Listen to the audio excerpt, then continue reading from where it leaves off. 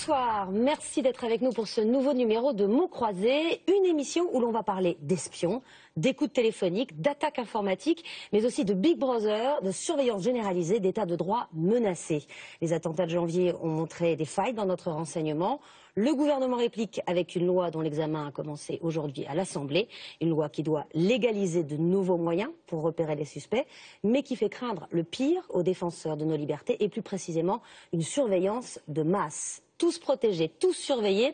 On en débat dans Mots Croisés avec Hervé Morin, ancien ministre de la Défense, député de l'Eure et président du Nouveau Centre. Bonsoir. Bonsoir. Édouard Dorian-Sipel, député PS de Seine-et-Marne et membre de la Commission de la Défense à l'Assemblée nationale. Bonsoir. Bonsoir. Éric Ciotti, président UMP du Conseil départemental et député des Alpes-Maritimes. Bonsoir. Bonsoir. Olivier Besancenot, membre de la direction du nouveau parti anticapitaliste. Bonsoir. Nicolas Arpagian, directeur scientifique de l'Institut national des hautes études de la sécurité et de la justice, auteur d'un livre sur la cybersécurité. Bonsoir. Et puis Éric Dupond-Moretti, avocat qu'on ne présente plus. Bonsoir. Enfin, Guillaume Darret nous rejoindra à la fin de l'émission pour parler des réactions des réseaux sociaux. On va d'abord regarder à quoi va ressembler cette loi qui était nécessaire si l'on considère que portable et Internet existaient à peine en 91, date de la dernière loi du genre. Fini James Bond, l'espion de demain est un geek qui écoute sa proie, lit ses mails, suit sa voiture sur son GPS. Changement d'air donc et de logiciel. Les détails avec Alice Gauvin. Avec les attentats de janvier, le renseignement français a compris qu'il devait mettre à jour son logiciel. L'État entre dans l'ère numérique et s'arme d'une loi de pointe pour mieux traquer les terroristes 2.0, mais aussi ceux qui menacent notre économie, voire la sécurité publique. Les bonnes vieilles écoutes élargies. Demain, si vous ou l'un de vos proches êtes soupçonné, on pourra tout intercepter. Vos appels, vos SMS, vos mails. Plus de filature à l'ancienne, des mouchards GPS sur votre voiture ou vos objets personnels, vous voilà géolocalisés, facile à pister. L'espion de demain pourra s'introduire jusque chez vous, dissimuler micros et caméras. Il se fera hacker pour infiltrer votre ordinateur et grâce à un logiciel inédit, enregistrer ce que vous êtes en train de taper, là, maintenant. Nous voulons aller sur Skype, par exemple, ce que nous ne pouvons pas faire aujourd'hui juridiquement. Nous voulons avoir accès aux données informatiques de ceux qui fomentent des coups. Infiltrer la forteresse Internet pour traquer les suspects dans les moindres recoins de la toile. Les fournisseurs d'accès devront révéler les métadonnées des cibles. Quels sites ont-ils consultés? Combien de temps? L'État projette même d'implanter chez les géants du web, y compris Facebook ou Twitter, des boîtes noires secret défense pour scanner les données de tous les utilisateurs. Il n'y aura aucune surveillance de masse. Dans cette cyberguerre, l'État combattra pourtant avec une arme controversée. L'IMSI Catcher, dissimulé dans une vulgaire valise. Les agents n'auront qu'à se tenir près de leur cible pour aspirer les données de son téléphone ou de son ordinateur, mais aussi de tous les appareils électroniques alentour. En l'état, une loi de ce type, si elle tombe dans de mauvaises mains, elle est mal utilisée, on est en danger. Plus de juges, écoutes et interceptions seront validées par une instance administrative, créée juste pour l'occasion, la CNCTR, sous la seule autorité du Premier ministre et donc du pouvoir politique. Alors, qui va voter cette loi? Déjà, vous êtes trois à pouvoir le faire ici. Vous allez la voter, Édouard Dorian? Oui, je vais la voter parce qu'on a besoin de donner un cadre juridique aux services de renseignement français pour dire précisément ce qu'ils peuvent faire, ce qu'ils ne peuvent pas faire, pour combien de temps et avec quels moyens. Et en plus, adapter nos services de renseignement aux nouveaux défis, aux nouveaux enjeux stratégiques qui sont devant nous. Terrorisme, contre-ingérence et intelligence économique. Éric Ciotti, vous allez la voter? Oui, je vais la voter. Notre pays est en situation de guerre. Je crois que depuis le 7 janvier, personne, hélas, n'en doute. La menace est maximale et je le dis en tant que président de la commission d'enquête sur le suivi des filières djihadistes. Et donc, en situation de guerre, il faut adapter les outils pour lutter contre le terrorisme. C'est une nécessité. Cette loi a des défauts, elle est imparfaite, elle a des absences, des vides, mais en tout cas, les dispositifs qu'elle contient me paraissent marquer un progrès dans le souci de protection. C'est une loi qui va permettre de détecter la menace et à cet effet, elle me paraît utile. Hervé Morin, vous allez la voter? Pardon de dire que ce n'est pas une loi sur la lutte contre le terrorisme. On va en parler. C'est une loi sur les services de renseignement, qui est radicalement différent. Moi, je ne la voterai pas s'il n'y a pas de vrais contre-pouvoirs et de vraies garanties qui sont données à nos libertés fondamentales. En clair, on développe considérablement les moyens de surveillance. Il faut qu'il y ait des moyens de contrôle qui soient à la hauteur des moyens de surveillance qu'on développe, et les garanties, pour l'instant, pour moi, sont insuffisantes. Alors les Français, eux, ils votent pour, si l'on en croit un sondage CSA pour Atlantico, puisque 63% des Français sont favorables à une limitation de leurs libertés individuelles au nom de la lutte contre le terrorisme. C'est surprenant? C'est parce qu'ils ne savent pas tout? Si vous dites la lutte contre le terrorisme, vous avez gagné. C'est le sondage. Sauf que le champ de la loi, il touche tous les aspects de la vie de la nation. Il touche les intérêts économiques, il touche les crimes et délits organisés, quel que soit le niveau de la peine, il touche les engagements internationaux de la France, il touche en quelque sorte tout ce qui concerne notre vie. Donc on fait rentrer dans le champ du droit commun des procédures d'exception. Et donc comme on légifère sur le temps long, il faut être extrêmement vigilant parce que les pouvoirs se succéderont. Et ça n'est pas simplement le terrorisme, c'est toute votre vie, c'est vous demain. Alors on va commencer par voir quels sont les objectifs de cette loi. Légaliser les pratiques existantes, a-t-on entendu, les écoutes téléphoniques, les balises sur les voitures de suspects, l'espionnage de l'ordinateur sans qu'aucun juge ne soit saisi. Donc ça existe déjà. C'est ça, Éric Dupond-Moretti? C'est un incroyable aveu, cette histoire. Oui. On nous dit on va légaliser parce que depuis des années on est dans l'illégalité. Moi j'ai vu peu de décisions de justice sanctionnant la police pour des comportements illégaux de cette nature. Bon, donc j'attends quand même qu'on nous dise qui a fait quoi, enfin si c'est possible. Mais comme il s'agit du terrorisme, vous voyez, c'est forcément secret. Et ça autorise déjà un certain nombre de dérives. Donc l'idée de cette loi, en fait, c'est de protéger les agents, en fait. Entre autres. Parce que c'est vrai. c'est ça, légaliser les pratiques, donc protéger les agents. C'est d'abord de protéger l'État, notre démocratie, les Français, bien entendu, et de protéger aussi les agents des services de renseignement qui, aujourd'hui, n'avaient pas de cadre pour travailler. À un moment donné, pour mettre des méthodes intrusives. Il y a des méthodes intrusives. Pénétrer dans un lieu privé pour mettre des micros, mettre une balise sur une voiture ou pénétrer un système d'information de quelqu'un qu'on va rechercher. Eh bien, ce sont des méthodes intrusives, mais ciblées. Il n'y a pas de surveillance de masse et la surveillance de masse, y compris, est inefficace. Nous sommes en train de bâtir, dans une grande démocratie, une vraie loi qui arrive à faire un juste équilibre entre sécurité et liberté. On va voir ça, Olivier Besancenot. Ouais, pas franchement convaincu, parce que d'abord c'est quand même en effet un super aveu de nous expliquer que ça se faisait. Et en fait, tout ce qui touche à la lutte contre le terrorisme, la seule nouveauté dans ce projet de loi, c'est que ce qui était fait de façon illégale avant va être légalisé maintenant. Tout le restant, c'est une extension des domaines qui concernent chacun d'entre nous. Alors évidemment, poser comme ça les questions, on peut faire des gros sondages, il n'y a pas de souci. Mais demander à n'importe qui s'il a envie d'avoir ses communications Internet ou ses appels téléphoniques, alors qu'il ne fomente pas un coup, pour reprendre l'expression qu'on a vue dans le reportage, capté par la police, trié par la police, stocké par la police, qui les gardera ou pas, ce qui est déjà un gros problème. Deuxième problème de taille, qui est une question de vitalité démocratique dans le type de société qu'on veut vivre, c'est qu'il faut bien comprendre que, notamment dans un des 7 motifs qui est expliqué et qui n'a rien à voir avec la lutte contre le terrorisme, on parle de cette expression fabuleuse, les intérêts essentiels de la France, et notamment les intérêts économiques et scientifiques. Il faut même développer, c'est devenu les intérêts majeurs. Donc donc ça veut dire concrètement, pour ceux qui nous écoutent, qu'il y a toute une série de militants, syndicalistes, associatifs ou simplement des lanceurs d'alerte qui ont eu recours à des actions qui remettent en cause ces intérêts-là et qui ont mis toute une série de questions majeures pour la population, qui touchent à des scandales sanitaires, environnementaux et à qui on va mettre des bâtons dans les roues. On va y revenir en détail, mais d'abord, je voudrais revenir sur les objectifs de la loi, mettre à jour aussi notre logiciel pour nous adapter au monde moderne, puisque le terrorisme commence souvent sur le net, qu'il s'agisse de la propagande ou du recrutement, et puis parce qu'il y a aussi des cyberattaques terroristes. On l'a vu encore la semaine dernière avec l'attaque de TV5 Monde. Regardez. Le 8 avril à 22h, heure de Paris, TV5 Monde a été victime d'une cyberattaque extrêmement puissante. Ce piratage a conduit l'ensemble de nos 11 chaînes, les 9 généralistes et les 2 thématiques, à virer à l'écran noir. Et nous avons dans le même temps perdu le contrôle de nos réseaux sociaux et de nos sites internet. L'ensemble de nos équipes travaillent d'arrache-pied depuis pour rétablir les programmes auxquels vous êtes habitués.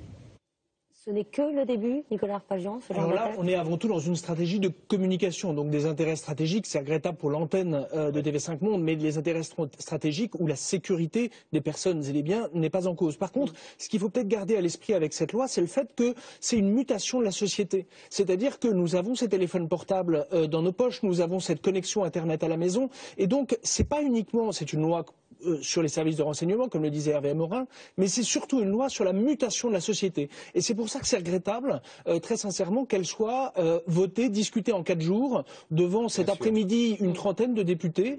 C'est une loi, dans le commerce électronique, on avait fait une loi qui justement sur la confiance sur l'économie numérique, qui a restructuré la manière de commercer en France, qui a changé l'économie de la société française. Là, on change les règles du vivre ensemble.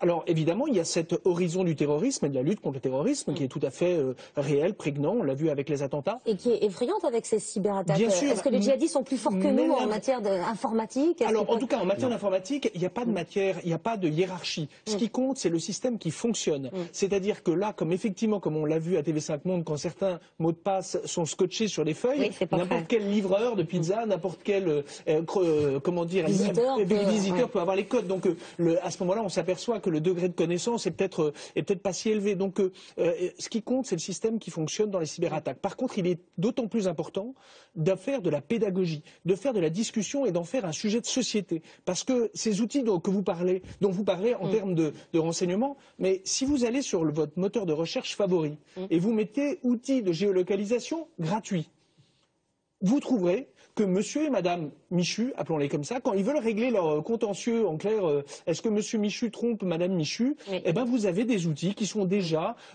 ça vaut une grosse cinquantaine d'euros globalement quand vous achetez cet équipement, c'est désactivable à distance, ça vous donne les données de géolocalisation, ça vous donne les SMS, ça vous donne tout ce qu'on évoque dans la loi. C'est pas l'État qui les surveille. Non, ce que je veux dire par là, c'est qu'on se retrouve dans une situation où les particuliers utilisent ces outils-là, les grands opérateurs commerciaux que sont Google, que sont Facebook, le font à des fins commerciales. Mais on ne peut pas. Donc il faut obligatoirement discuter. J'ai entendu le Premier ministre cet après-midi dire comme argument, mais en effet, de grandes compagnies commerciales utilisent des instruments qui permettent de savoir, grosso modo, quels sont vos comportements sur Internet.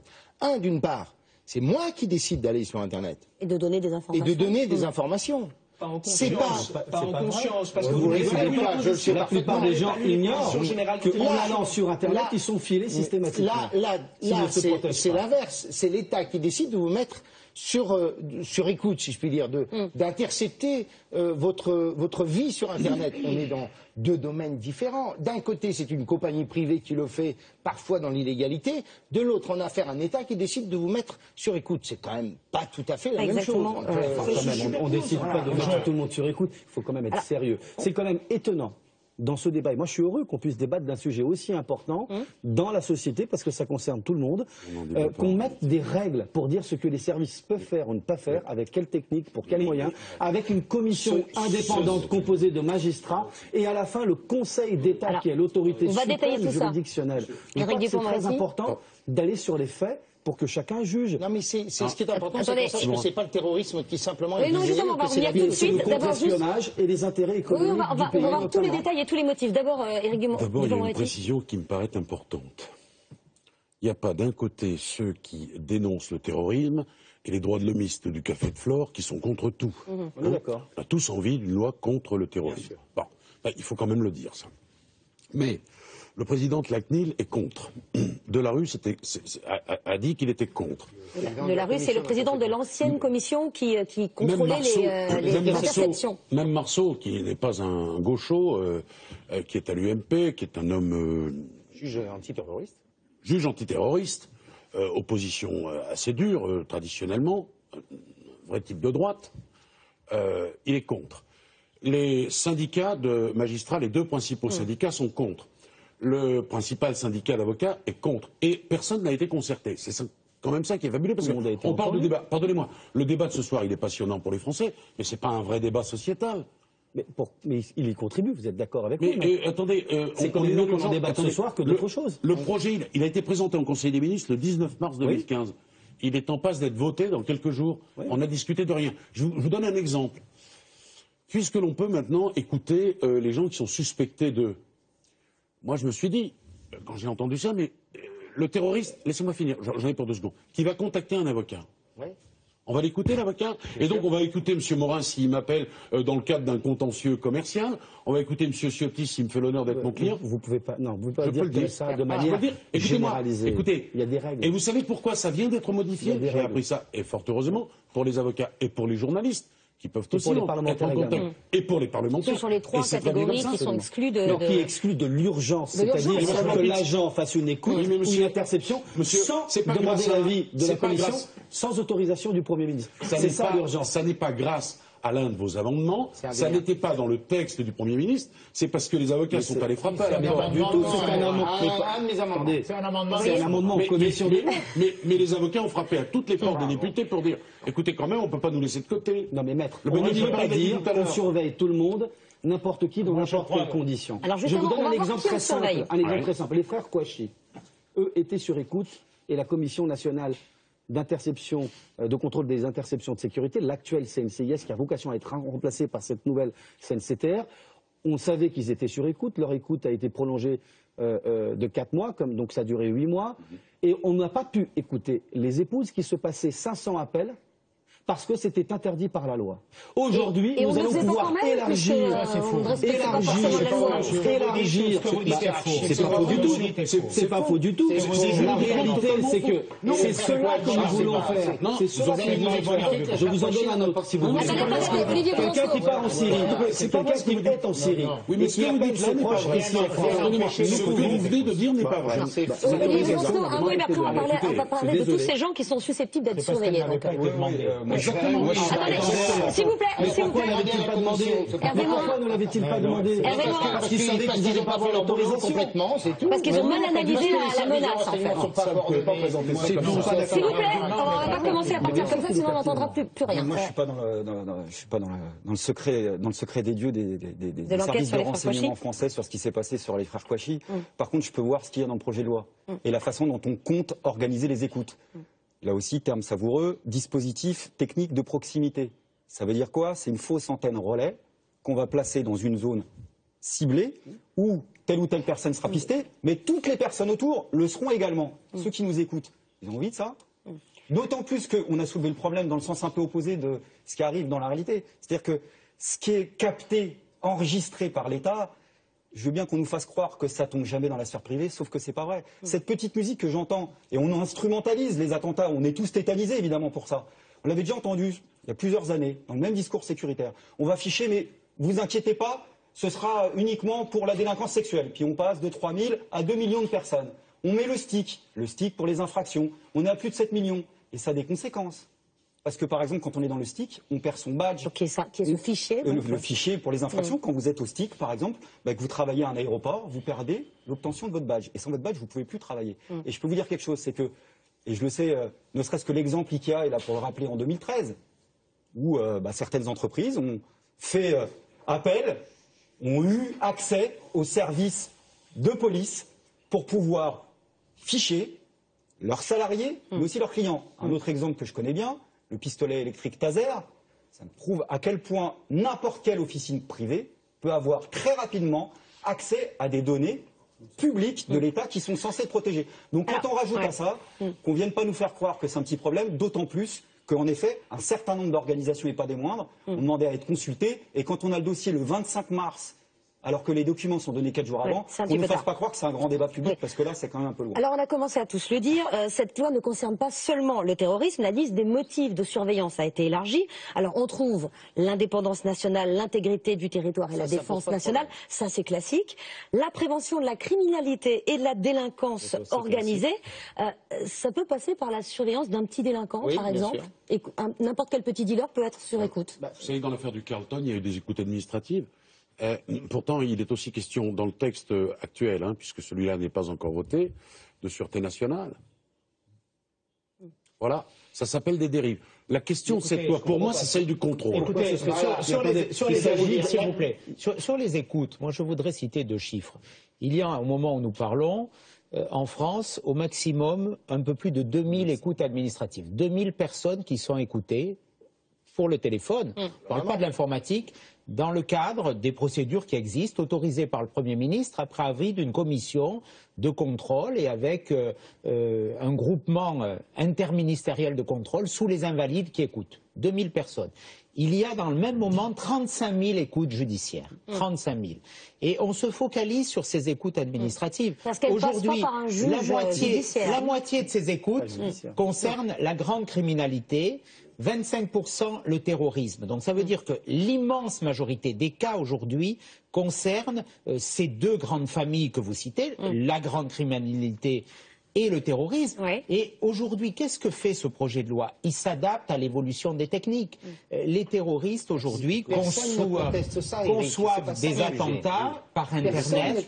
Depuis leur domicile, on a changé de technique, vous l'avez dit tout à l'heure. Donc il faut s'adapter. Apparemment, tout le monde est d'accord là-dessus. J'entends qu'on joue à se faire peur un peu ici. Notre pays, je voudrais le rappeler, être une grande démocratie. Oui, bien sûr. On a eu François Mitterrand qui a mis des journalistes, des avocats et des comédiens sur écoute. Il avait écrit un coup d'État permanent. Tu es en train de légiférer, Eric. Tu es en train de cadre. Justement, il y a un cadre qui est défini. Attendez. La réponse est prise. On va voir qu'il n'y a pas. Ce qui est illégal, on ne peut pas le contrôler par définition. C'est contre la loi. D'ailleurs, les personnes ont été condamnées. Oui, c'est bien ça. Si vous parlez tous en même temps, ce qui est sûr, c'est qu'on n'entend rien à l'antenne. Je préfère vous le dire. Elles ont violé la loi. Nous voulons, on met un cadre légal. Vous répondez après, je donne la parole, Eduardo. Nous voulons tous que les services de renseignement aient les moyens de faire leur boulot et protègent le pays et les Français. Sans aucun doute. Toi, moi, personne au sein de l'Assemblée nationale, des 577 députés, ne souhaite autre chose. Mais en même temps, nous avons besoin d'avoir des moyens de contrôle qui puissent nous garantir sur le temps. Parce que je n'ai bien entendu aucun doute sur le fait que Manuel Valls ou François Hollande respecteront les règles. Sauf que tu légifères pour le temps long. Tu légifères pas pour 6 mois, tu légifères pour des pouvoirs qui vont se succéder de quinquennat en quinquennat. Et j'ajoute, tu légifères alors que les moyens vont devenir de plus en plus puissants. Je te rappelle qu'il y a une règle mathématique qui s'appelle la loi de Moore, qui fait que tous les 18 mois, les puissances de calcul sont multipliées par 2 et que les grands systèmes de pêche au chalut de l'information qui vont désormais être possibles vont permettre de collecter des données personnelles. Laisse-moi terminer, je t'ai pas interrompu. Il faut s'adapter. Mais que ces données personnelles... Est-ce qu'il est logique? Attendez, Éric Ciotti, on laisse finir avec moi et après c'est Eduardo Riancibel qui va... ça ne concerne que les attentats. C'est l'objet du texte. Mais non, attendez. Éric Ciotti, s'il vous plaît. Il y a un an. C'est parce qu'il y a eu les attentats que tout d'un coup le gouvernement s'est dit je peux le faire passer. Eduardo Riancibel, vous répondez et on va parler des autres catégories qui sont concernées parce qu'il n'y a pas que ça. Parce que c'est très important. S'il vous plaît, juste, Eduardo Riancibel. C'est vrai que ce texte sur le renseignement vient d'au moins 2 années. Il y a le rapport Urvoas-Verscher, qui est une mission d'information sur le cadre juridique à donner aux services de renseignement. Ce n'est pas une loi de circonstance après les attentats. Et d'ailleurs, il y avait même eu un débat pour savoir si on la faisait en 2014. Il se trouve que c'est 2015. Très bien. Alors ensuite, je le dis de la manière la plus claire possible, si j'avais le moindre doute que cette loi portait atteinte aux libertés publiques, je ne la voterai pas. Je ne la voterai pas. Et je vais vous le dire de la manière très simple. C'est que cette loi, à un moment donné, elle doit prendre en compte la réalité et prendre en compte nos valeurs fondamentales. Vous savez, je suis né dans une dictature militaire. Je sais ce que ça veut dire, comme beaucoup d'autres gens dans ce monde, un régime... Vous précisez où vous êtes né, parce que tous les téléspectateurs... Je suis né au Brésil en 1975. D'accord, merci. Et j'y ai grandi jusqu'à l'âge de 10 ans. Autrement dit, avant de venir en France, j'ai vécu dans une dictature militaire. Je sais à peu près ce que veut dire surveillance de masse, et surtout mes parents, mes familles et mes amis. Je sais ce que veut dire le renseignement politique. Cette loi encadre et empêche la possibilité de faire du renseignement politique, du renseignement social, Olivier Besancenot, et du renseignement pour un clan. Parce qu'elle met une commission de contrôle et qu'à la fin, il y a le Conseil d'État. Attendez, et les choses sont très simples. Sauf cette loi, elle est constitutionnelle. Et le Conseil constitutionnel l'a validé. Faut-il qu'il soit saisi? Vous allez le saisir. Peut-être que tu ne présentes pas au Conseil constitutionnel et qu'on a le droit d'attendre un débat public, notamment quand on est en train d'énumérer, comme là, ça vient d'être fait, des domaines où précisément, dans le projet de loi, on porte atteinte sur des questions sociales et démocratiques, Oui, parce que- sur des questions précises. Parce que dans les motifs, effectivement, on a parlé également de la délinquance organisée, mais il y a aussi les intérêts économiques, industriels et scientifiques majeurs de la France. Alors on se demande si on peut surveiller tous les ennemis de nos grandes entreprises. Et il y a aussi la prévention des atteintes à la forme républicaine des institutions, s'il vous plaît, des violences collectives de nature à porter atteinte à la sécurité nationale. Là, on se dit, est-ce que les zadistes peuvent se faire du souci? Les zadistes, c'est que très concrètement. Oui, concrètement, oui. Oui, mais pas que les zadistes. Parce que là, très concrètement, quand les salariés dans une manif, si je peux... Attendez, Olivier Besançon, finissez. Oui, mais on ne parle pas que des manifestations pour la Palestine ou contre Notre-Dame-des-Landes, qui sont en effet directement concernés.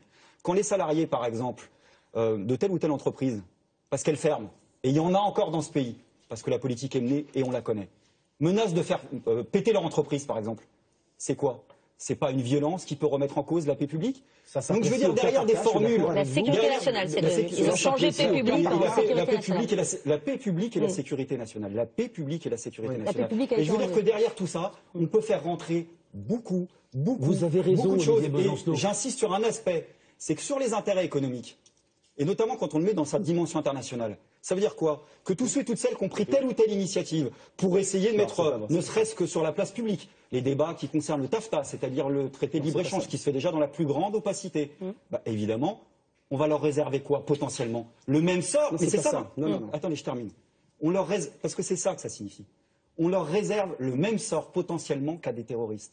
Ceux qui, par exemple, vont dérouler une banderole comme Greenpeace sur un site nucléaire pour nous alerter sur le degré de radioactivité ou en tout cas de sécurité. Et pourquoi ça remet pas en cause, ça remet pas en cause les intérêts économiques de l'entreprise? Je peux vous répondre, Olivier Besançon, Alors très répondez, simplement. Édouard Dorian-Sipel. Ce que nous voulons protéger, ce sont les intérêts économiques, scientifiques et industriels de notre pays pour éviter une prédation. C'est l'intelligence économique. C'est-à-dire D'autres qu'un pays. chercheur étranger, on peut le mettre sur écoute. Si à un moment donné, il y a des risques de prédation de notre capital industriel, de notre capital scientifique, vous savez, il n'y a pas un jour, Anne-Sophie Lapix, sans lequel les entreprises françaises, et en particulier celles qui sont dans l'innovation ou dans le numérique, ne sont pas l'objet de pillage et d'espionnage. Nous voulons en quelque sorte surveiller ceux qui nous surveillent, aussi bien sur les actions d'ingérence que ceux qui veulent piller nos secrets industriels, nos secrets scientifiques. C'est du patriotisme économique, c'est très important. Ce n'est pas fait pour chasser les lanceurs d'alerte. Donnez un exemple après, Éric Dupond-Moretti. S'il vous plaît, Édouard Dorian-Sipel. Au titre des intérêts économiques essentiels. D'accord.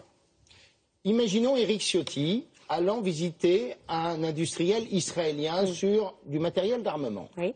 Bon, alors il est parlementaire, maintenant il fait l'objet d'une protection particulière, on n'a pas le droit de mettre l'urgence. Alors imitons qu'il ne soit pas industriel, qu'il ne soit pas parlementaire, mais qu'il soit simplement industriel. Est-ce qu'à ce titre-là, je peux demander à ce qu'il soit mis sur écoute? Oui ou non? Oui. Oui, alors, avec cette loi, Eduardo Riancipel va me dire... Oui, mais il y a la Commission qui donne son avis. Bien sûr, c'est le Premier ministre, on va en parler. Je termine. Sauf que, au nom de l'urgence, on peut décider de le mettre sur écoute sans l'avis de la Commission. Or, moi, je reste intimement convaincu qu'un directeur d'administration centrale, si le pouvoir politique lui dit « Monsieur, au nom de l'urgence, il est temps de mettre sur écoute telle ou telle personne », il le fera, il ne résistera pas. Et donc je ne veux pas que l'urgence, par exemple, puisse légitimer des interceptions qui doivent nécessairement passer par une commission indépendante qui vous garantisse, vous, dans votre vie quotidienne. On va parler de cette commission d'urgence. C'est important qu'on rentre dans la technique. Parce que même dans le cas de l'urgence, de laquelle sont exclus journalistes, et c'est normal, parlementaires et avocats, ça rechange. L'urgence, ça veut dire que l'agent, à un moment donné, pour mettre une balise, parce que la personne va s'enfuir, que ce soit un terroriste, un contre-espion ou autre, il ne doit pas passer par l'avis de la commission et la signature de Premier. Sauf que, 24 heures après, il a l'obligation de motiver de manière très précise à la Commission comme au Premier ministre pourquoi il est passé par l'urgence. Et il joue sa peau, l'agent de service. Parce que s'il fait une bêtise pour du renseignement politique, il peut se retrouver, lui, devant les instances juridictionnelles, judiciaires. Éric Dupond-Moretti. Éric Dupond-Moretti. Malgré l'urgence, c'est pas la Édouard Dorian-Sipel, on essaie de répartir la parole. Monsieur, moi je voudrais dire 2 ou 3 choses. Bon, on veut tous lutter contre le terrorisme, je l'ai déjà dit. On a tous pris acte que des moyens techniques nouveaux devaient faire l'objet de notre attention, de notre vigilance technique qui a évolué. On va en parler dans un instant. Il y a aussi un état de droit. La France a été condamnée, j'ai ramené ça par Strasbourg, pour avoir ordonné la sonorisation d'appartements sur une absence de base juridique. C'est de ça dont on parle. Au fond, personne n'est contre une loi qui viendrait renforcer les pouvoirs de la police. Ce qui est discutable ici, c'est les mécanismes de contrôle. Bien sûr. C'est la seule chose. Faites ça comme amendement, on sera tous d'accord. On fait une émission la semaine prochaine pour dire qu'on est à peu près tombé d'accord. Alors, pourquoi les mécanismes de contrôle sont défaillants? D'abord, il y a ce mécanisme de l'urgence, ça ne signifie rien. On est dans une définition beaucoup trop large. Tout est urgence aujourd'hui, tout est imminence. On peut même l'organiser, l'urgence. Vous avez dit, Monsieur Ciotti, vous qui êtes toujours nuancé, nous sommes en guerre. C'est l'imminence et l'urgence partout, la guerre. Alors, il suffit qu'on dise ça pour que... La définition juridique, c'est autre chose que cela. C'est plus précis et plus protecteur. Et puis, il y a aussi quelque chose qui me chagrine un peu. Je ne suis pas le dernier à critiquer l'institution judiciaire, mais notre Constitution prévoit que c'est le juge qui est garant de la liberté individuelle. Mais pourquoi il n'y a pas un juge dans votre histoire? Alors, il y a des juges administratifs. Dans la commission, je l'ai vu, monsieur Moretti. Je l'ai vu. Même le juge judiciaire. Non, mais pourquoi ça n'est pas un rôle judiciaire accru? Mais c'est qu'il est légitime qu'un État, dans des domaines souverains, qui concernent la sécurité nationale, qui concernent les intérêts les plus majeurs du pays, contre-espionnage, intelligence économique, lutte contre le terrorisme, il est normal. Mais maître Dupond-Moretti, vous ne pouvez pas dire, on est d'accord là-dessus, le Premier ministre, je vous parle de contrôle. Le Premier ministre donne son autorisation, il met son autorité politique sur la table. Il y a aussi ça veut dire qu'en fait la commission dans laquelle il y a des magistrats du Conseil d'État, des juges judiciaires, il faut préciser la composition de cette CTR. Il y a donc des magistrats, des parlementaires, mais ça c'est acquis ou pas? Parce que, a priori, il y a des magistrats du judiciaire, y compris, qui sont critiqués. Le projet de loi, c'est 4 parlementaires, 4 magistrats. Et un technicien pour qu'il ne soit pas berné par les services et qu'il puisse nommer par la on a besoin d'un technicien. Si vous permettez, juste un point qui me paraît essentiel pour répondre à maître Dupond-Moretti, c'est la distinction entre ce qui relève de l'administratif et du judiciaire, puisqu'on confond un peu tout. Pourquoi ces procédures dont on parle ce soir, qui font débat, qui sont définies par ce projet de loi, relèvent de procédures administratives? Et non pas de la justice. Tout ce qui est fait aujourd'hui existe déjà dans le judiciaire. Ah bah heureusement. Heureusement. Existe déjà dans le judiciaire. Là, on est... Enfin, ceci dit, parfois avec des excès d'utilisation. J'en conviens. Il n'y a pas d'urgence dans le judiciaire. Et d'ailleurs... Et il n'y a pas de procédure d'urgence de la même manière. Le judiciaire protège pas forcément aussi. Il y a eu des excès, il y a eu des dérives. J'évoquais ces 35 000 écoutes aujourd'hui contre 2 000 en administratif. Mais l'administratif, il a quel rôle? Il a un rôle pour détecter la menace. On ne sait pas où est la menace. On ne sait pas qui peut être en cause. Le judiciaire, il y a déjà une suspicion, des faits qui concordent d'après, c'est ce que pour vous nous ouvrir dites. une étape D'abord le juge judiciaire. administratif, ensuite Donc, le il faut judiciaire. détecter la menace. Et c'est pour cela qu'on a besoin d'outils supplémentaires. Et moi, je ne peux pas être soupçonné d'un soutien acharné à ce gouvernement. Mais je dis, vous en conviendrez l'un et l'autre. Mais je dis aujourd'hui, je vous le confirme. Je dis aujourd'hui que dans la situation, bien sûr, c'est pas un texte qui concerne que le terrorisme. Mais sa motivation aujourd'hui, l'urgence, le danger, le risque, c'est le terrorisme. Quand on sait que la France a dû demander en urgence aux États-Unis, au moment des événements de janvier, des informations précises sur les frères Kouachi, pour détecter leur présence ou leur parcours, vraiment, est-ce que c'est acceptable? Est-ce que c'est... Oui, ça a à voir. Parce qu'il ne faut pas avoir une guerre de retard, je utilise ce terme, même s'il peut vous choquer. J'ai une question, parce que là on parle depuis tout à l'heure de cette commission de contrôle qui peut agir dans l'urgence, mais elle n'agit pas toujours dans l'urgence. Elle ne donne qu'un avis consultatif au Premier ministre. Donc en fait, de toute façon, elle n'a pas autorité, c'est le Premier ministre qui décide. Oui, sachant que, est-ce que ce sera le Premier ministre personnellement? C'est redouté. Donc effectivement, on sera dans la délégation. Par contre, on peut peut-être proposer aux parlementaires déjà de saisir, de se réunir à 60, saisir le Conseil constitutionnel, ce qui fera un filtre supplémentaire et une enceinte supplémentaire dans laquelle on dit... prioritaire de ça va individualiser le contentieux, et c'est vrai que les 60 parlementaires, la saisine le permet, et sachant en plus qu'il y a apparemment un consensus politique, ce serait intéressant d'avoir... Non, à l'UMP, il y en a plein qui sont contre. Oui, même au PS aussi. D'accord, mais s'il y en a 60, ça vaut le coup de faire le test. Edouard Dorion-Sipel, sur ce. Ce serait bien qu'on compare la réalité actuelle avec celle que va permettre la loi, et notamment sur la commission. On veut dire que ça va être mieux qu'avant. Oui, mais est-ce que c'est satisfaisant pour autant? Plus de contrôle. On n'aura pas de baromètre. Pour être très clair, s'il y en a un qui est très clair, Nicolas Arpajon, c'est que vous avez aujourd'hui l'avis préalable de la commission qui n'est pas obligatoire. Même si dans la pratique, le Premier ministre, l'avis préalable de la CNCIS n'est pas une obligation légale. Actuellement chargée de contrôler à partir de cette loi. Non, je dis préalable. Il n'y avait pas d'obligation d'émettre un avis par la commission. Pas d'obligation, mais c'était devenu une pratique habituelle. C'était devenu une coutume, tant mieux. Voilà. Mais aujourd'hui, c'est inscrit dans la loi. Ça n'a pas empêché que dans l'affaire du Carlton, il y ait eu des écoutes administratives. Je le redis. Elles étaient légales ou illégales? Non, mais vous comprenez.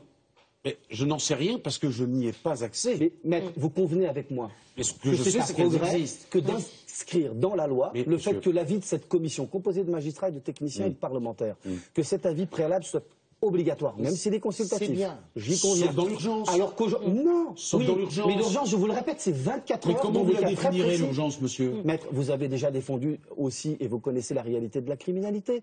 À un moment donné, quand vous êtes un agent, vous êtes dans l'action. Vous devez filer un gros poisson. Un mot, Olivier Besancenot, et après on va venir aux outils dont on parle depuis tout à l'heure, parce qu'il faut être précis sur les outils très puissants auxquels on va avoir affaire à présent. Oui, puis je dirais la question du contrôle, c'est pas qu'une question technique, d'urgence, de 40 jours, de bidule et compagnie, parce qu'au bout d'un moment, on n'y comprend rien. Et d'ailleurs, c'est un peu fait pour. La question qui est posée, c'est une personne qui se sentira victime de telle ou telle discrimination, à qui elle pourra faire recours au Conseil d'État. Au Conseil d'État. Justement. Mais tu sauras jamais. Je vous ai passé sur écoute, mais je vous ai entendu assez patiemment. Vous dites, par exemple, et c'est la seule nouveauté, que dans ce projet de loi, vous créez une commission supplémentaire qui n'aura qu'un pouvoir consultatif, a posteriori, et que, quoi qu'il en soit, c'est rappelé dans le projet de loi, c'est le Premier ministre ou celui qui délèguera, peu importe, qui décidera, c'est-à-dire, parce que pas besoin d'avoir fait l'ENA pour comprendre que ce sera le pouvoir politique.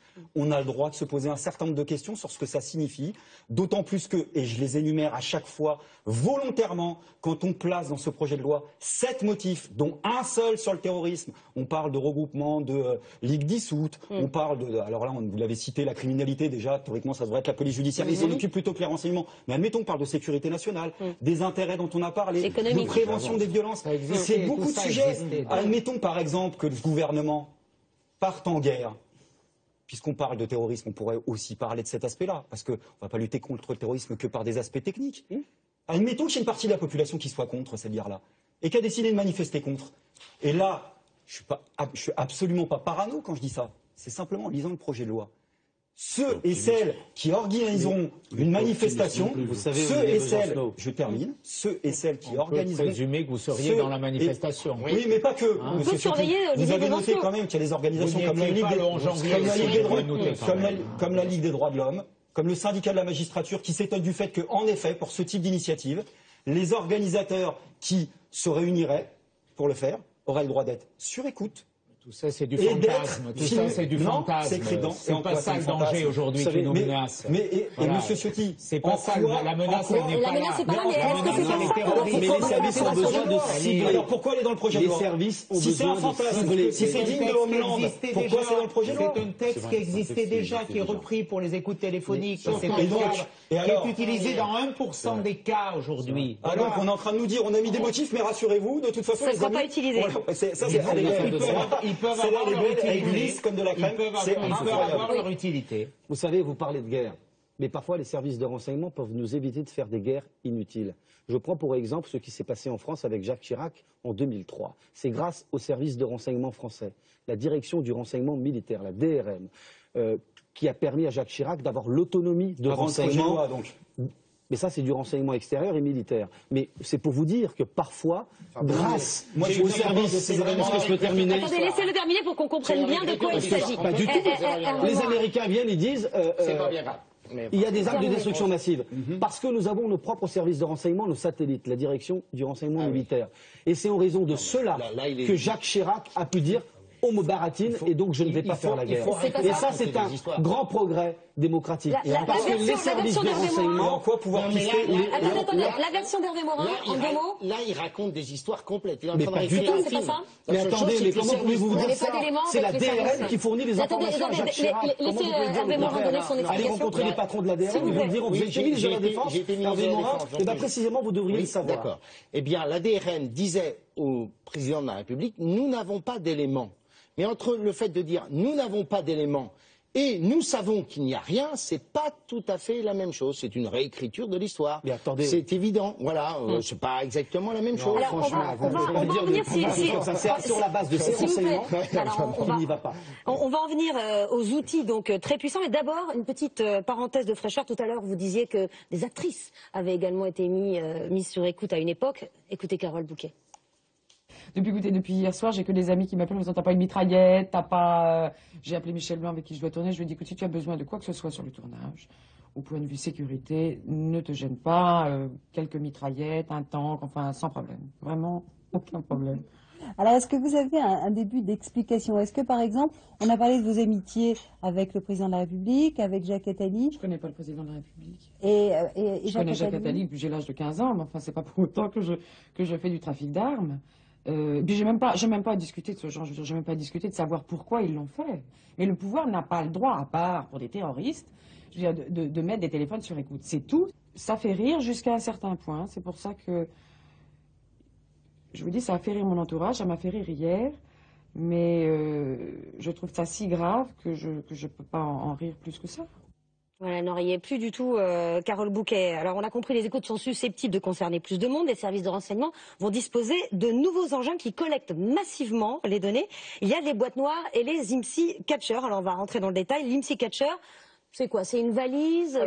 C'est effectivement un support mobile qui permet, selon sa puissance, de capter les identités, donc les numéros de téléphone des personnes qui se trouvent dans son champ d'action. On dit les métadonnées. Alors après, ça c'est dans un deuxième temps, mais effectivement ça permet d'avoir, en fait ça permet de repérer des gens dont on ignorait qu'il avait par exemple un numéro de téléphone, et donc effectivement de comprendre que derrière tel pseudonyme se cachait ou se cache telle personne, et donc de comprendre l'environnement d'une personne. Alors simplement, il ne faut pas tomber non plus dans l'utopie technologique en disant avec ça on va résoudre, parce qu'il existe évidemment déjà des IMSI Catcher, c'est-à-dire des choses qui vous signalent. C'est déjà obsolète. Non, c'est pas que c'est obsolète, mais en technologie, on ne peut pas faire des lois qui sont gravées dans le marbre. C'est pour ça qu'il ne faut jamais faire une loi fondée sur une technologie. Ça ne marche pas. Adopi l'a montré.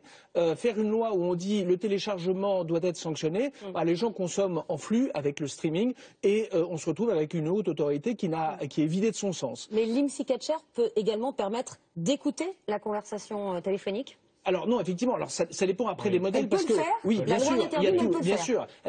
Et surtout que ce sont des machines qui n'ont pas dont vous pouvez supprimer pas ce que feront ces machines dans 10 ans. Supprimer la mémoire, c'est-à-dire qu'effectivement la personne pourrait faire la captation, récolter cette information, ensuite effacer les données dans sa machine et après le signaler dans la procédure en disant tiens, j'ai eu un tuyau par quelqu'un qui m'a dit que le téléphone de monsieur Untel c'était le 06, voilà, un hasard des circonstances. Mais on est d'accord, l'IMSI Catcher n'écoute pas que la cible.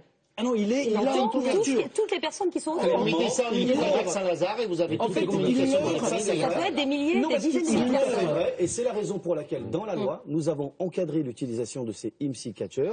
À la fois, ils sont tous consignés dans un registre, le nombre est connu et limité, et les données des tiers qui n'intéressent pas les services ont l'obligation d'être écrasé. Mais au bout de combien de temps? Ce sera défini dans la loi. C'est quoi, un mois? 30 jours. Et en un mois, il peut se passer des choses. Qui a accès à ces données? Ça ne veut pas dire qu'on les exploite. Qui a accès des informations recueillies, la commission peut avoir accès, parce que le rôle de la commission... Ah ben non, la commission, elle a précisément pour rôle de contrôler à tout instant l'utilisation de ces données. Elle peut se rendre dans les services de renseignement. Ça veut dire qu'il faut qu'elles se déplacent. Elles ne sont pas stockées sur place. Non, les données doivent être centralisées. Les données doivent être centralisées pour pas qu'elles soient justement éparpillées. Simplement, l'appareil collecte les données. Si, comme je le disais, vous enregistrez j'enregistre, je récupère votre numéro de téléphone et ensuite j'efface dans ma machine la captation de votre appareil, voilà, je le garde par devers moi et je n'ai pas à le signaler dans la procédure. En plus, c'est vrai que pour expliquer très simplement, en fait, ça leurre votre téléphone portable. C'est-à-dire que ça lui fait croire que le signal qu'envoie l'IMSI Catcher est une borne relais. Et dès lors que la borne émet, votre téléphone est en 3G notamment, c'est vrai qu'on peut avoir un système qui va permettre de dégrader le système 3G autour, de manière à forcer votre téléphone à se connecter sur le signal envoyé par l'IMSI Catcher, de manière à ce qu'on récupère l'information. Donc on disait les données ne sont pas stockées au sein de la commission, enfin dans les locaux de la commission, la nouvelle commission. Ah non, elles sont dans la Deux pour moi. Oui. Elles seront La logiques nécessité au de groupement gouvernement interministériel de contrôle qui est comme tout au même endroit, hein. Tout est centralisé au même endroit. Aujourd'hui, tous les gens valident. Pas toutes les données. Pourquoi Pourquoi? Parce que si un service de renseignement extérieur étranger, d'une puissance étrangère, cherche à capter les renseignements français, c'est leur travail de tous les jours. Je vous le dis encore une fois, le contre-espionnage est l'une des activités essentielles des services de renseignement intérieur, la DGSI. Et nous devons aussi pouvoir surveiller ceux qui veulent nous surveiller. Mais donc on ne centralise pas toutes les données des services sur un seul endroit. En revanche, celles des IMSI Catcher sont bien centralisées au GIC, au groupement interministériel de contrôle, pour précisément permettre à la commission de contrôler sans un travail diffus. Parmi les choses qui doivent être inscrites dans la loi, c'est quelque chose de simple. Il faut que la commission nationale en charge du contrôle de ces interceptions puisse contrôler à tout moment le contenu de ces interceptions. En clair, est-ce que ces interceptions sont bien celles que j'ai autorisées? Qu'est-ce qu'on fait de ces données? Il faut donc que tout, Anne-Sophie Lapix, soit concentré et centralisé dans un même lieu, parce que le gouvernement voulait que ce soit dans chaque service. Et vous imaginez, la commission allait se rendre dans chaque service pour aller contrôler les trucs. Et donc, moi, je veux que ce soit centralisé pour qu'à tout moment, la commission puisse contrôler qu'en effet, l'interception, elle est bien faite pour l'objet pour laquelle elle a été autorisée. C'est un débat technique, à la fois c'est pratique, effectivement, si on doit se rendre dans 50 C'est le lieux rôle de la différents. commission, et c'est pour ça qu'il y a un technicien dedans également. À quel point on rentre dans le détail et plus ça devient flippant quand même. Parce que là, on imagine bien qu'on parle. Donc on est tous rassurés puisque toutes ces informations vont être stockées et centralisées dans un endroit. Et évidemment, quand vous aurez été sur écoute, vous allez recevoir un recommandé qui va avec en vous disant, au fait, on a mis une fausse antenne. Si vous voulez, vous pouvez les taper à telle porte. C'est centralisé et vous aurez la garantie. Mais personne n'y croit. Et au bout d'un moment, l'intimité... Parce qu'on le dit avec le sourire, mais ça rejoint les propos de Carole Bouquet.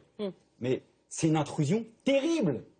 Terrible, tous ceux qui nous écoutent, qui nous regardent là en ce moment. Le nombre de textos, d'appels téléphoniques. Vous savez, le nombre de conneries qu'on raconte au téléphone. Mais c'est particulièrement inquiétant. Et les motifs qui sont rajoutés à ça, je me réinscris en foi avec ce qui a été dit tout à l'heure, sur des sujets très précis. Il y a d'ores et déjà, et c'est en ça que le projet de loi va accentuer déjà une dérive pour moi autoritaire, nombre de syndicalistes, pour prendre ce seul exemple, qui dans des entreprises ont sorti par exemple tel ou tel scandale financier pour des banques et des comptes privés que des journalistes ont d'ailleurs relayé ensuite. On l'a fait dans des groupes énergétiques, on l'a fait dans le domaine sanitaire avec des scandales sanitaires qui touchent aux questions de médicaments. Quand vous êtes militant et que vous savez que potentiellement ce sort peut vous être réservé, qu'est-ce qui se passe ? Évidemment, vous réfléchissez à deux fois. Et ça, tout le monde le sait. Vous revenez aujourd'hui plus rustique. Parce que c'est vrai aussi, le problème, c'est-à-dire que vous arrêtez les téléphones portables, les mails, on se rappelle tout ça. M. Provenzano en Italie, qui a tenu pendant 30 ans en cavale, parce que lui, il passait ses messages dans les petits papiers glissés dans les doublures des vestes des gens qui lui rendaient visite. Le rapporteur de la loi fait comme ça aussi, Jean-Jacques Urvoas. Il n'utilise plus son téléphone, plus ses mails. Là, les services les plus durs du FSB, c'est-à-dire les services de sécurité extérieure russes, l'ancêtre c'était le KGB, certains services sont revenus à la machine à écrire et écrire à papier. Précisément. Ils ont peut-être raison. Tous vos conseils, il n'y a pas de problème. Je vais jeter à la poubelle mon téléphone portable, tous les militants dans cette planète. Je vais exagérer. Je vais vous dire pourquoi. Est-ce que vous n'estimez pas qu'à un moment ou un autre, je crois que des sujets. Non, mais c'est des sujets essentiels. On est dans une caricature là. On est dans une vraie On est dans une caricature, mais à la fois il y a des inquiétudes qui s'expriment et qui sont légitimes. Vous parlez de sécurité depuis le début de l'émission. C'est quoi la sécurité? La sécurité, c'est donner, bah oui, toutes les libertés. Et quand on parle, par exemple, ça tombe bien, à des dossiers environnementaux, je parlais du nucléaire, mais simplement les sites Céveso, il y en a des centaines dans ce pays. Il y a des salariés dans les groupes de Total, par exemple, qui ont révélé telle ou telle information à la population et à tous les élus d'ailleurs, de quelque bord que ce soit, parce que localement, tout le monde est concerné. Il peut y avoir des gens de bonne volonté qui dénoncent des pratiques illégales. Et puis y avoir aussi des espions infiltrés qui... Non, mais arrêtez avec des espions. Éric Dupond-Moretti. Deux choses. D'abord, on va étendre considérablement le champ des écoutes administratives. On est bien d'accord. On est d'accord. On va l'étendre comment et pourquoi? On va l'étendre parce que on pourra des interceptions. D'accord. Globalement, écoute administrative. Non, non, ok. Sécurité. Vous avez raison, Monsieur Ciotti. Vous avez raison, Monsieur Ciotti. On va étendre la matière et on va étendre le nombre des écoutes administratives puisqu'on pratiquait autrefois. Bon. Pour quelle raison? Il faut quand même le dire, parce que on va pouvoir surveiller ceux qui sont suspectés et leur entourage. Ça fait des milliers... Pas suspectés, détectés. Détectés, ok. Suspectés, ça serait déjà le judiciaire. Non, non, c'est pas vrai. Là. Alors, la frontière, on va voir la nuance, mais attendez. attendez. C'est pas vrai, je ne veux pas faire de sémantique, mais vous avez tort là-dessus. Peu importe. Détectés, si vous voulez. Donc, les détectés, l'entourage des détectés, l'entourage de l'entourage des détectés, ouais, ça fait des milliers de personnes. C'est-à-dire qu'on va avoir des dizaines de milliers de personnes. Une multiplication, je demande aux deux parlementaires qui ont travaillé la question, de combien des écoutes administratives? Parce que, est-ce que vous donnez, pardonnez-moi, les moyens du contrôle.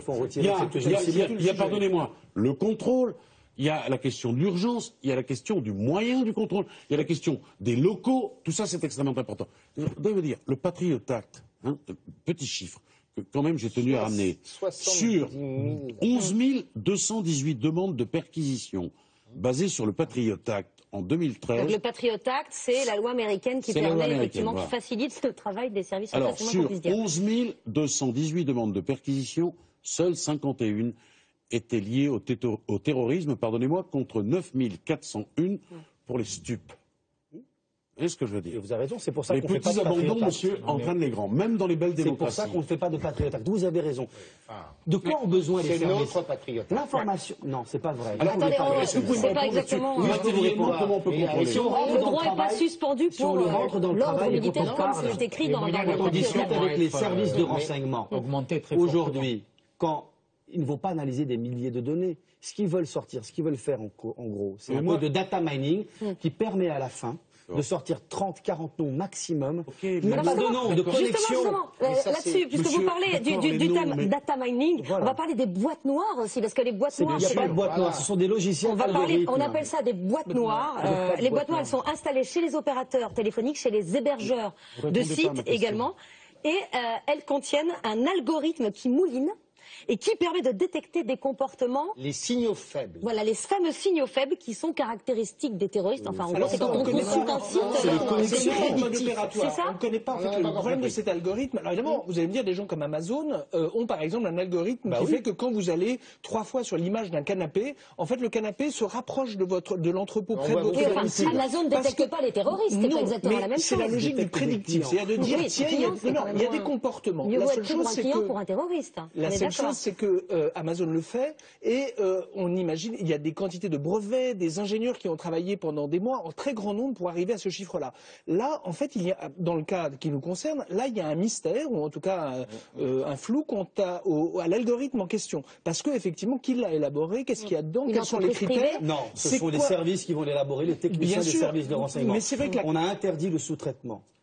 Mais la question est, ça va être déterminant parce que le réglage de ce système-là va être déterminant d'une part pour sa performance, mais également pour éviter des sélections qui n'ont pas de sens. Est-ce qu'on peut confier le renseignement à un algorithme? Ah ben c'est toute la question parce qu'effectivement, mais dès lors que vous avez évoqué des volumes très importants, c'est quoi la commission, c'est détecter des comportements. Oui, mais qu'il faut les modéliser. Il faut les modéliser. Jusqu'à présent, comment les modéliser? Être suspects. Oui, mais alors jusqu'à présent, on visait une cible et on essayait d'avoir des renseignements autour.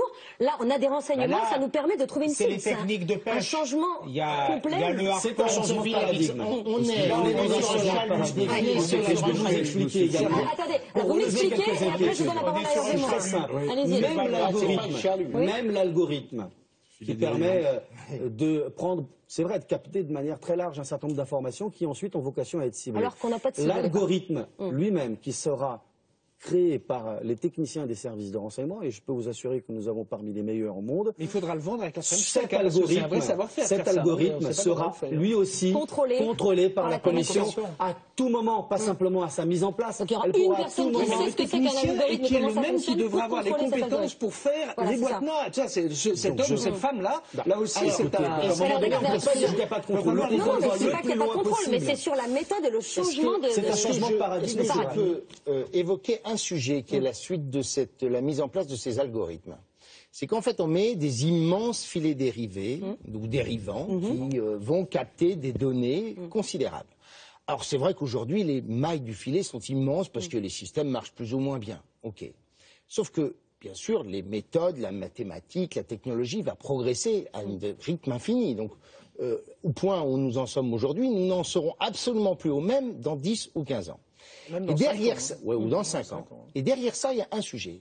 C'est qu'il va y avoir des données personnelles considérables qui vont être collectées grâce à ce système. Et qu'est-ce qu'on en fait? Comment sont ensuite construits les fichiers de la police, des services de renseignement? Et ces fichiers, Madame Lapix, ils ne font l'objet d'aucun contrôle. En clair, toutes les données... Contrôler le stockage de ces informations. L'algorithme, attendez, est-ce que je peux terminer? Toutes les données personnelles que cet algorithme pourrait recueillir et qui pourrait alimenter des fichiers, les fameux fichiers Christina et autres de la police nationale, ces fichiers-là ne font l'objet d'aucun contrôle de la CNIL, de la Commission nationale informatique et liberté.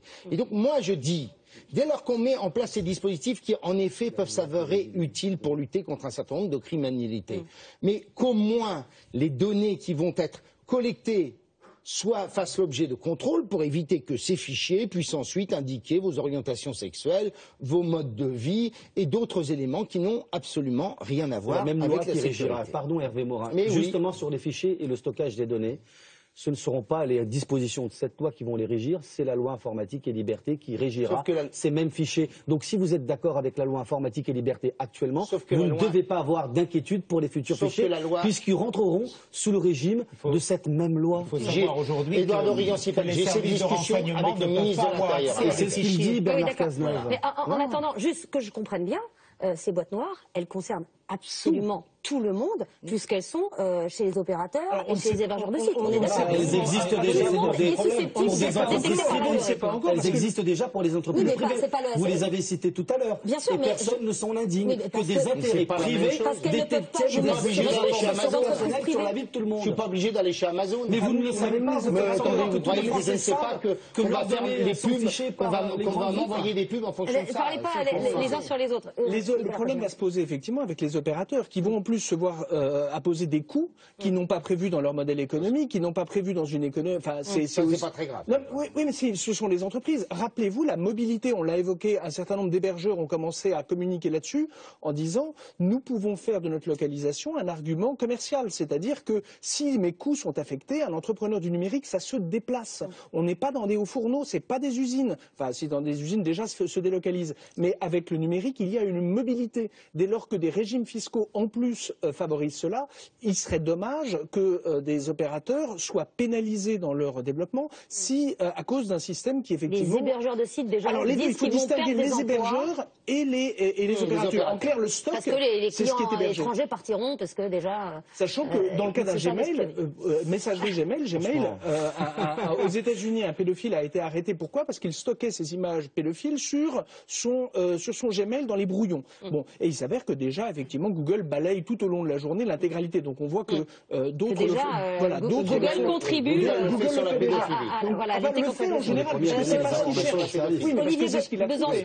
Un mot, et puis après on va entendre Edward Snowden. C'est pas un hasard si l'affaire de cette boîte noire, comme on l'appelle, elle cristallise beaucoup d'inquiétudes. Parce que là, c'est le cœur de ce qui fait comprendre à chacun que potentiellement tout le monde peut être concerné. C'est un vrai sujet. Tout le monde potentiellement, alors peut-être en dehors de ceux qui seront mis, c'est-à-dire les parlementaires, les avocats, les journalistes, si j'ai bien compris. Mais en dehors de tout ça, n'importe qui pourra... Non, ils sont concernés aussi. Ils sont concernés aussi. C'est juste la procédure d'urgence. Avec comme seule garantie, trouver le bon algorithme, le bon mot-clé, je sais pas quoi, le bon logiciel, qui nous permettra, sous contrôle d'un bon technicien, d'une c'est commission, flippant, avec des juges et un on technicien. parle d'un labyrinthe, Enfin, il y a que le on parle d'un technicien qui pourra labyrinthe et on juger. parle pas de n'importe quoi. C'est quand même essentiel. Et c'est pour ça que je voudrais quand même Après, vous avez insister des magistrats du judiciaire quand même sur un aspect, et de l'administratif. c'est que comme outil de communication, et c'est pour ça que je crois que le gouvernement a sous-estimé quelque chose, en effet, en mettant l'accent sur ce qui est de plus émotionnel, c'est-à-dire les attentats de début janvier, où en effet, on a eu une réaction populaire pour dire l'attachement à la liberté d'expression. La liberté d'expression, c'est toute la liberté d'expression. C'est pouvoir exprimer ses points de vue sans se sentir, pardon de le dire, potentiellement fliqué quand on est d'accord ou pas avec la politique du gouvernement ou la politique en cours. Et mon petit doigt me dit, c'est interdit ça. J'imagine que je suis pas, qu'on n'est pas 10 000 sur le plateau à penser ce que je pense actuellement, mais je fais une toute petite relation entre ces pouvoirs successifs qui se donnent beaucoup de moyens à renforcer l'État pénal dans ce qu'il y a de plus caricatural et à dégommer l'État social. Parce que dans le même temps qu'on a des politiques qui consistent à supprimer des milliers d'emplois dans le service public hospitalier, chez les cheminots, à la Poste, favoriser des licenciements, il y a forcément quoi? Des politiques qui ne sont pas populaires. Et face à des politiques qui ne sont pas populaires, il y a des gens qui sont en colère. Pour lui dire qu'ils ne sont pas d'accord. Et la question que je pose, comment se fait-il, Monsieur Ciotti, évitez la caricature, je ne pense pas avoir prononcé ce mot-là.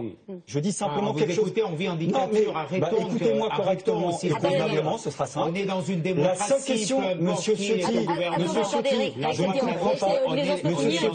ne comprends pas votre inquiétude. C'est pas votre modèle, je ne je le comprends conçois, mais nous sommes dans une démocratie. pas votre inquiétude. Et je le reformule sous forme de question.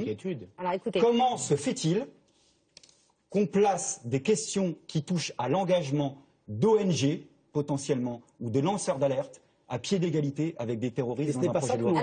C'est ce que vous-même, vous avez... Ce sont des groupes qui passent à la violence, qui sont subversifs. Je vous donne un exemple très concret. Les violences dans le football par des groupes de supporters. Eh bien, à un moment donné, oui, il faut pouvoir traiter les choses en anticipation. Et quelque chose qui aussi est nouveau, grâce à la loi, parce qu'on légalise un certain nombre de techniques qui avant n'existaient pas ou qui étaient illégales. Eh bien, ça permettra aussi aux services de passer ces informations pour ouvrir une procédure judiciaire à travers des écoutes. On ne sera pas obligé d'attendre. La fois que vous le soulevez, mais je peux prendre un exemple concret, c'est une question aussi. Sur les affaires que vous avez citées qui touchent au terrorisme, de ce que j'ai compris, là aussi je ne suis pas dans le secret des lieux, mais compris, on peut remonter jusqu'à la Fermera. De ce que j'ai compris, le vrai problème, ça n'a pas été de les pister ou de les localiser, puisque, si j'ai bien compris, les services de renseignement les avaient tellement géolocalisés qu'ils sont même rentrés en contact avec. Donc peut-être que le problème est ailleurs, et peut-être qu'on mélange un petit peu tout, et ça est pas sur les violences collectives, je veux souligner que le groupe UMP défendra un amendement pour sortir des motifs possible d'interception de sécurité, cette question. Donc là-dessus, je crois qu'en effet, il ne faut pas troubler le débat, se concentrer sur l'essentiel. L'essentiel, c'est la prévention du terrorisme, c'est la lutte contre la grande criminalité, c'est la sécurité nationale, c'est le contre-espionnage. Donc les violences collectives, essentiels, vous les retirez. Les violences collectives, en tout cas, nous demandons... Les intérêts essentiels, économiques et scientifiques, vous les retirez? Non, ça nous les maintenons, ça existait déjà. Les violences collectives, c'est quelque chose de nouveau qui a été rajouté, et c'est vrai qu'on peut se poser la question de l'opportunité de le mettre dans ce texte et pour justement éviter la critique, la caricature. Moi, je n'ai pas ces préventions, je n'ai pas ces peurs, quel que soit le gouvernement. Je pense qu'on vit dans une belle et grande démocratie qui défend les libertés. Il faut garantir ces libertés et je comprends les prises de position de ceux qui mettent en garde, qui soulignent la nécessité de défendre les libertés. C'est pour cela que le groupe UMP, je défendrai un amendement d'ailleurs, pour sortir de ce cadre les violences collectives, pour qu'il n'y ait pas d'ambiguïté. Éric Dupond-Moretti. Je n'ai toujours pas compris comment matériellement vous auriez la possibilité de contrôler, puisque nous savons qu'il y aura une surmultiplication des boîtes noires, des interceptions. Oui, d'accord. Je vous donne un petit exemple, moi, qui me taraude, l'avocat que je suis. Bon, tout le monde est beau, tout le monde est gentil, on vit dans une grande démocratie, c'est vrai.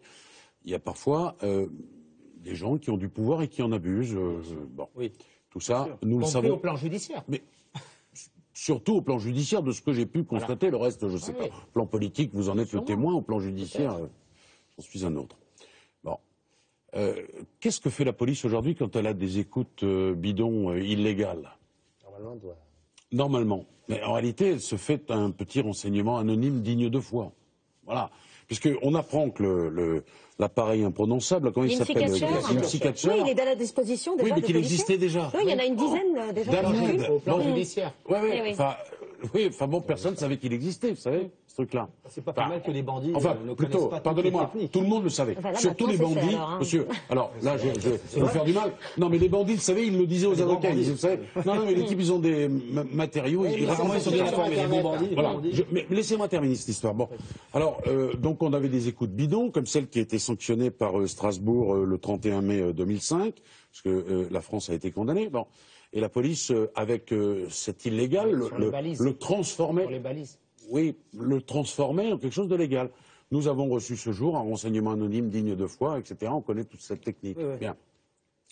Mais quand ça va se multiplier par 100, ces histoires, ou par 1000 ou par 10 000, qu'est-ce qu'on va faire des choses qui vont être intéressantes pour la police, mais qui ne vont pas rentrer dans le cadre de l'interception. Mais ça va être transféré Qu'est-ce aux qu'on autres. en fait? Et c'est Ils vont transféré filer au aux service ou autres. ils vont Bien jeter sûr. à la poubelle? Non, mais la loi prévoit que c'est filé aux autres services. C'est exactement vous ce que je inquiétez vous pas. disais, maître. Désormais, puisqu'on légalise ces moyens d'interception, d'écoute, de Ouais. balisage Ouais. et autres, Ouais. ça veut dire que les services pourront passer pour ouvrir comme preuve dans une preuve. procédure C'est-à-dire, monsieur, judiciaire. quand on va mettre On une dira, gare- par exemple, il y a telle Ah, mais, personne monsieur, qui cherche à fomenter attendez. un attentat, Mais c'est- mais préparé, monsieur, etc. ok, d'accord, On a monsieur. l'écoute qui Ça le va être prouve. d'une redoutable- Avant, ça ne pouvait pas être présenté D'accord. comme preuve, donc on faisait des témoignages Mais monsieur, vous anonymes imaginez un peu bidons. Ok, d'accord. Voilà. Alors, on prend... On permet aussi au judiciaire de Au travailler. terrain du filet dérivant, une gare. Il y a des centaines de milliers de gens qui passent. Il y a 10 infractions qui sont commises. Non, mais ça, on n'a pas le droit de faire. C'est pas Bien ça. sûr. Oui ou non? Je vous disais tout à l'heure que Mais les bon, dispositions de la loi, fait l'objet de la demande. Non, mais il est moi, vrai je que vais- les je vais prendre indicateurs je vais- captent très je largement vais sur tout prendre le un exemple périmètre, sans aucune concret. exception, mais que les services eux-mêmes, avant même d'exploiter les données des tiers qui ne les intéressent pas, ont pour obligation de détruire, c'est-à-dire d'écraser ces données et de n'utiliser que de celles, c'est la loi. Enfin, si on dit quelque chose d'intéressant, ils ne garderont pas pour écoute. Exactement. Mais Enfin, si, non, mais sauf si. si je ne pense Mais pas. si. Oui, d'accord. Mais si. Sauf s'ils découvrent, c'est Mais vrai, là, mais c'est un débat. Non, parce qu'ils ne rentrent pas dans le contenu de débat. Ne rentrent pas dans le Continuons. contenu. Hervé Morin. L'IMSI Catcher découvre, dans le cadre d'une interception liée, imaginons une affaire très grave, qu'il y a en même temps 4 ou 5 personnes qui sont en train de converser sur, je sais pas moi, un paiement en espèces.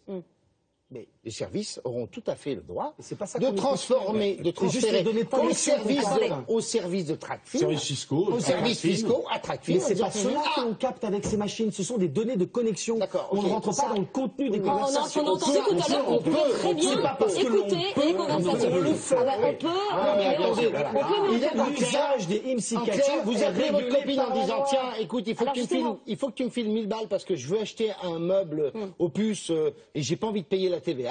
Eh bien, on peut Mais vous vous passer ça. pensez qu'ils ont Alors ça justement, on peut le faire, non mais on ne le fait pas du tout parce que c'est la loi. On va écouter à ce sujet Edward Snowden. Écoutez, on va écouter Edward Snowden, cet Américain qui avait donc été consultant de la NSA et qui a dénoncé les pratiques d'espionnage numérique de l'Agence nationale de sécurité américaine. Il expliquait récemment dans une interview les risques de ce genre de moyens hyper puissants. Les agents de la NSA disposent des moyens de surveillance les plus puissants qu'on ait jamais connus de toute l'histoire.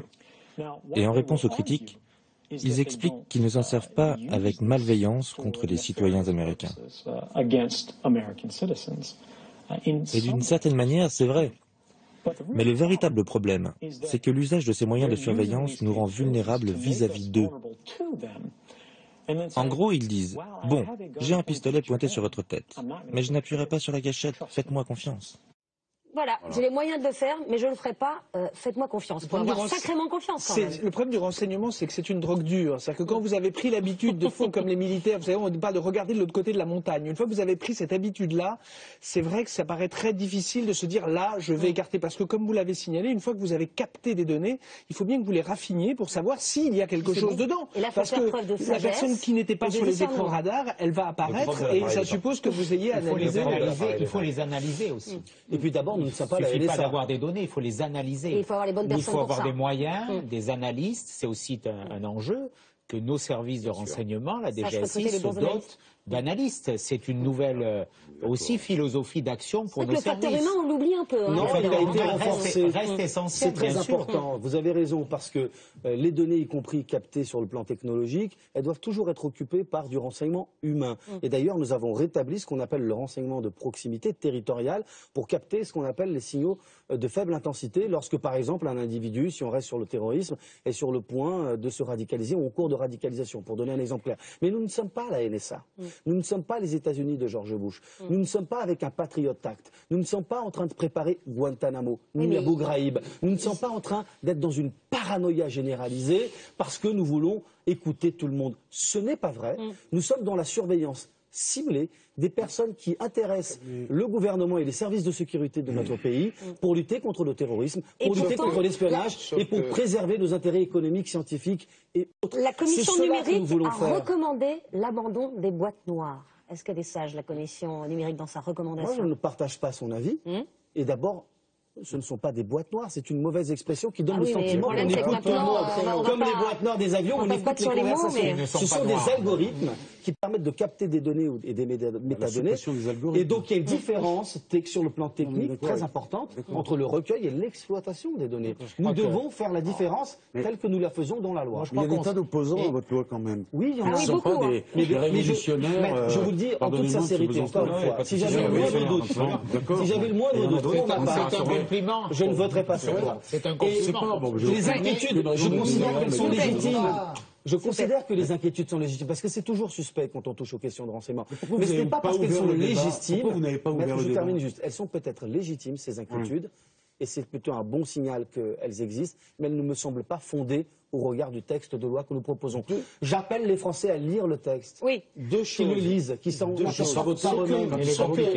choses. Ce qu'a montré le Patriot Act, c'est qu'il y a eu 70 000 personnes qui ont été interpellées sans fondement à la suite de la mise en œuvre de ces systèmes d'algorithmes et divers systèmes qui permettent de faire cette pêche au chalut.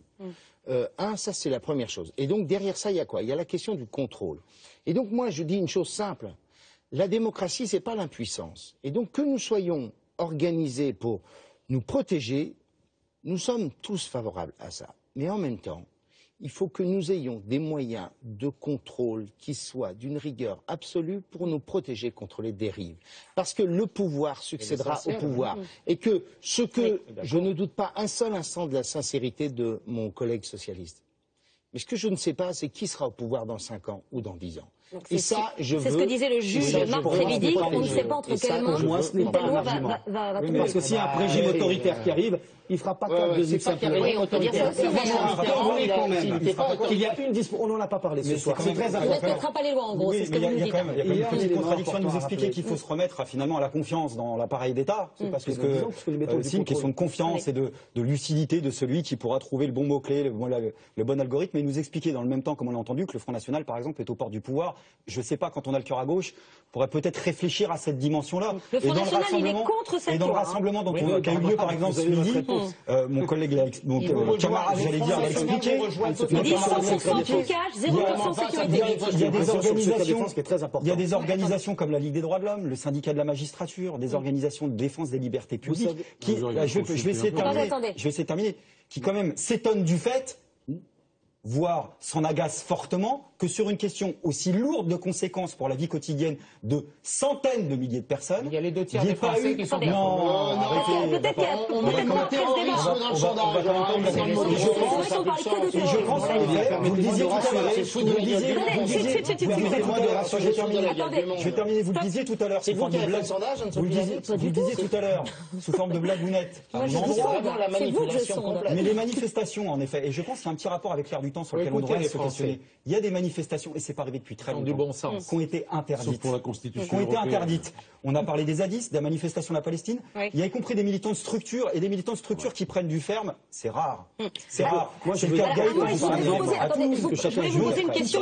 Ça veut dire que la répression, on sait aussi ce que ça signifie et dans quel sens va jouer le projet de loi. Et je vous assure que ceux qui nous regardent, qui défendent une série de dossiers au quotidien, savent très bien ce que ça signifie. Donc, à force d'aller trop vite, Vous risquez de... On ne va pas trop vite, ça fait 2 ans pour qu'on je voudrais vous poser une question très concrète sur quelque chose qui n'est pas du tout dans cette loi. C'est la plateforme nationale de cryptage et décryptement. On l'a découverte, enfin, en tout cas moi je l'ai découverte dans Le Monde ce week-end. Alors on nous a dit qu'est-ce que c'est un système occulte de recueil et de stockage des données personnelles étrangères et françaises, alors par des moyens hertziens, par le satellite, par aussi des câbles sous-marins. Et apparemment, elle est hébergée cette plateforme à la DGSE, et tous les autres services peuvent venir puiser des informations dans cette PNCD. Alors, est-ce que ça existe ou est-ce que c'est un fantasme du monde? En tout cas, moi, je ne sais pas si elle existe, et j'entends que personne ne dit qu'elle existe. Donc, je n'ai pas vocation à commenter des choses qui soit n'existent pas, soit dont je n'ai pas connaissance. Vous avez d'autres informations? Ce que je peux vous dire sur la DGSE, ce que je peux vous dire sur, et je suis aussi... pour parler comme la DGSE, je ne commente pas les activités de la DGSE. Je peux vous dire ce qu'ils ont comme mission. Donc ça veut dire que vous savez, mais vous ne pouvez pas le dire, en fait. Non, ça veut dire que je ne le sais pas, et je n'ai pas vocation à le savoir. Mais la DGSE, ce qu'elle fait, c'est qu'elle intercepte des communications à l'extérieur. Elle a vocation à travailler hors des frontières de notre pays pour apporter du renseignement de nature géopolitique, pour lutter contre la prolifération nucléaire, pour lutter aussi contre le terrorisme lorsqu'il est à l'extérieur. Mais si les services de l'intérieur peuvent aller piocher dans cette réserve de renseignement. C'est ce qu'a écrit ce grand journal du soir. Moi, je n'ai pas d'informations sur ce sujet. En revanche, j'en ai une sur le secret défense qui me paraît très important. Vous avez des informations, vous, sur cette PNCD? Il a été ministre de la Défense, Hervé Moret. Oui, et puis ça existait déjà apparemment lorsque vous l'étiez. Les activités de la DGSE ne s'occupent pas du territoire national. Ils font du renseignement extérieur, et donc il leur faut des moyens pour cela. D'accord, donc ça existe en fait. Voilà. Et les autres services peuvent aller donc chercher leurs informations. Non, en principe non, c'est séparé. Bon, apparemment, il y a toujours un mystère qui règne autour de cette PNCD. D'un mot, oui, vous vouliez dire... C'est très important, parce que vous savez pourquoi, jusqu'à présent, il n'y a pas des gens du renseignement qui sont allés en procédure judiciaire. Parce qu'on opposait jusqu'à présent le secret défense. Eh bien, nous avons levé, désormais, dans le cadre de cette loi, aussi bien pour la Commission et surtout pour le Conseil d'État, on ne pourra plus opposer le secret défense en disant on ne peut pas vous transmettre les éléments pour votre contrôle parce que c'est secret défense. Eh bien ça, c'est terminé. Je trouve que c'est une belle avancée démocratique qui permet peut-être aux Français aussi d'être rassurés sur l'activité des services de renseignement qui voient, encore une fois, un contrôle qui commence à s'établir de manière très claire. Et même le secret défense ne pourra pas être opposé au Conseil d'État. Ce qu'il faut savoir, c'est que nos services de renseignement, que ce soit la DGSE, la DGSI ou les autres services de renseignement, ont évité au cours des dernières années environ 5 à 7 attentats très graves chaque année. Voilà. Nos services, ils sont performants, ils ont des moyens, je crois qu'ils sont aussi les garants de nos libertés. Ne voyons pas en permanence le fantasme de Big Brother, d'un ennemi de l'intérieur qui menacerait les libertés des Français. Je crois que ces procédures, si on y réfléchit bien, si on remet tout ça en perspective, elles sont peut-être les principales garantes du maintien de nos libertés demain. Moi, je ne poserai pas sécurité et liberté. Je crois que la sécurité dont nous avons besoin, face à une menace, elle est la garante de nos libertés. Voilà, donc remettons aussi tout cela en perspective. On va accueillir Guillaume Darry qui va nous parler des réseaux sociaux, mais d'abord je voudrais qu'on entende donc le rapporteur de cette loi qui est là, qui va dormir à l'Assemblée encore pendant 3 jours. On va aller le rejoindre. Vous allez aller rejoindre juste après l'émission. C'est Jean-Jacques Urvoas. Il est plutôt zen face aux nombreuses critiques. Il ne se démonte pas et convoque Corneille, le maréchal Foch et Robert Badinter. Écoutez. C'est Corneille qui le dit le mieux dans le Cid, à vaincre sans péril, on triomphe sans gloire. Le maréchal Foch disait à la guerre, on fait ce qu'on peut avec ce que l'on sait.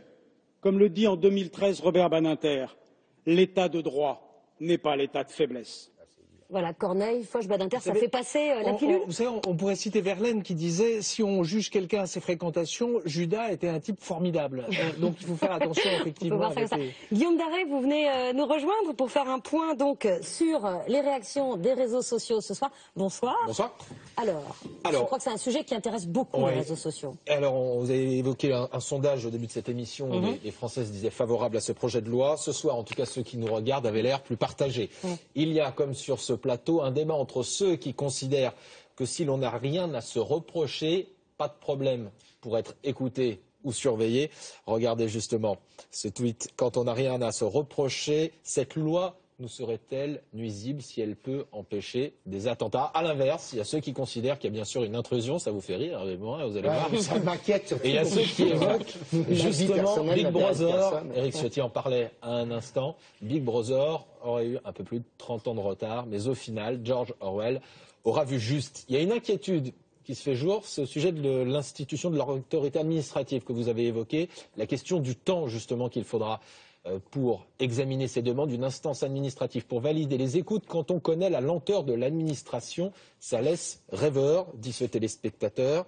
Et puis il y a une crainte aussi assez importante, vous allez la découvrir, c'est celle justement concernant ce projet de loi sur les aspects humains. Vous avez beaucoup parlé des problèmes techniques, des dimensions techniques de ce projet de loi, mais il y a aussi celle des moyens humains. Est-ce qu'il y aura les moyens humains qui correspondront? Regardez le journaliste Jérôme Godefroy qui pose la question, ce projet est irréel car les moyens humains adéquats n'existeront pas pour traiter les données. Est-ce que les moyens humains seront là pour traiter ces données? Évidemment, on les a déjà donnés puisque nous recrutons aujourd'hui, il y a plus de 3000 emplois sur 3 ans à venir pour l'ensemble des services de sécurité.